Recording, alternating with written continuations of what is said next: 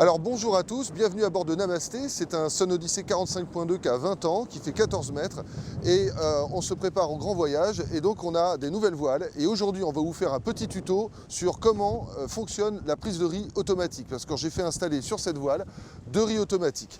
Voilà, c'est un bateau qui est entièrement équipé en gréement mât, baume, gréement dormant, entièrement Sparcraft. Et aujourd'hui on va vous faire une petite démonstration comment fonctionnent les riz automatiques. Il faut que la manœuvre soit bien effectuée, mais si c'est bien fait, ça roule tout seul et on n'a pas besoin de bouger du cockpit. Donc c'est sécurisant et en plus c'est efficace. Pour une prise de riz automatique, Sparcraft a mis au point, dans la baume et sur le mât, un système de drosse en continu. Ainsi, quand on tire sur la bosse de riz, on tire à la fois sur le guindant et à la fois sur la chute de la voile, ce qui rend la manœuvre simple et rapide. Alors tout se passe derrière, au cockpit, on n'a pas besoin de bouger à l'avant.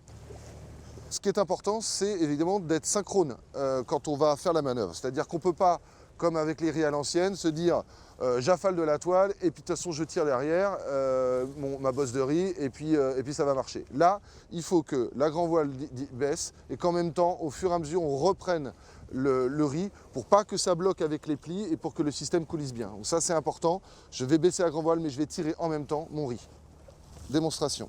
Donc d'abord, j'ouvre la drisse de grand voile, voilà, que j'ai passé au winch avant.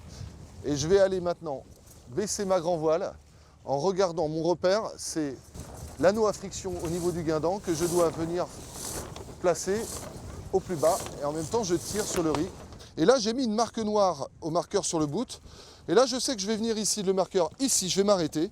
Je vais fermer le taquet de grand voile. Je vais pouvoir venir passer ma bosse au winch. Et sans forcer, je vais pouvoir reprendre en regardant bien ce qui se passe au bout. Voilà. Voilà.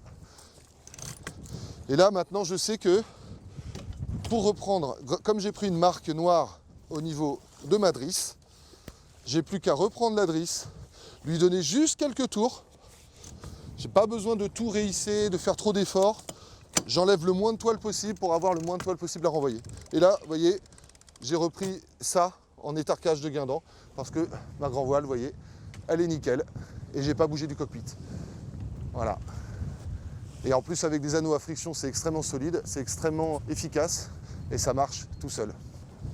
Alors pour larguer le riz, maintenant, rien de plus simple, hein. On reste sur notre route, on choque un peu la grand voile pour vider un peu l'air et ensuite, c'est très simple, on ouvre le riz numéro 1.